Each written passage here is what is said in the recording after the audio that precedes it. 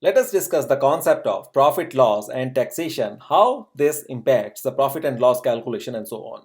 Up until this point, we have discussed that the profit or loss is simply a differential of the selling price and the cost price. Whenever the selling price is bigger than the cost price, we make money.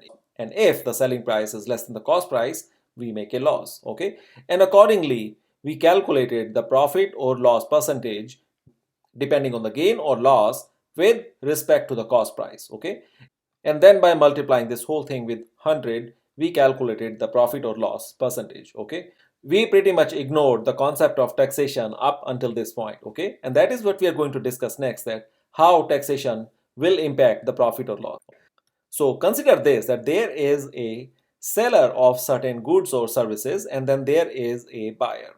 As a buyer, you pay money to buy some goods or services, right?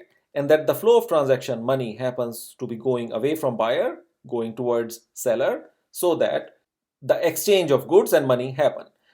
But in this entire transaction of money, let's say this is the flow of money, there is a certain part of that money, the small portion of that money that goes away from the buyer, it doesn't reach seller, and that part is called tax. And this is imposed by government depending on where you conduct your business. It is called a value added tax, in short known as VAT, or it can also be called as the sales tax in some countries. It can be called as GST in some countries. It changes the name depending on where you live or the country or the region. Okay, and the portion of that tax as percentage also changes depending on the location and the place. But the concept is this, that that small portion of money defined in percentage goes away in this transaction.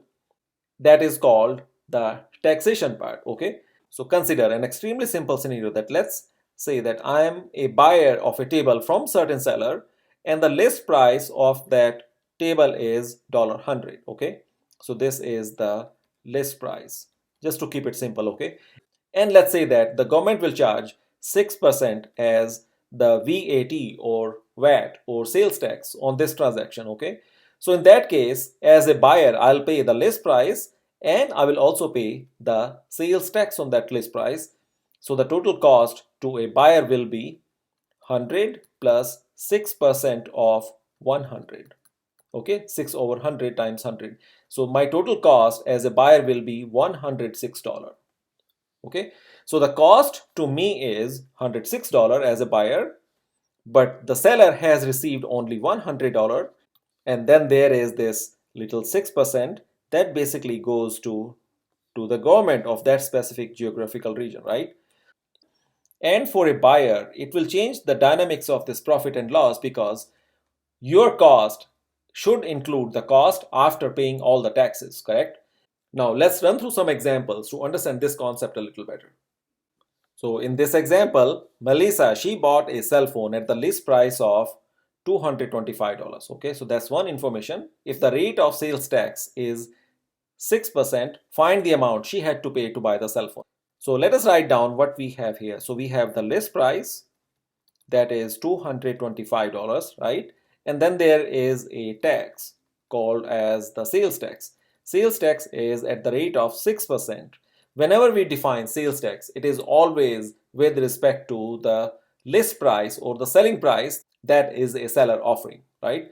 So the total sales tax in value, in dollar value, will be 6% of 225, and that will happen to be $13.05, right?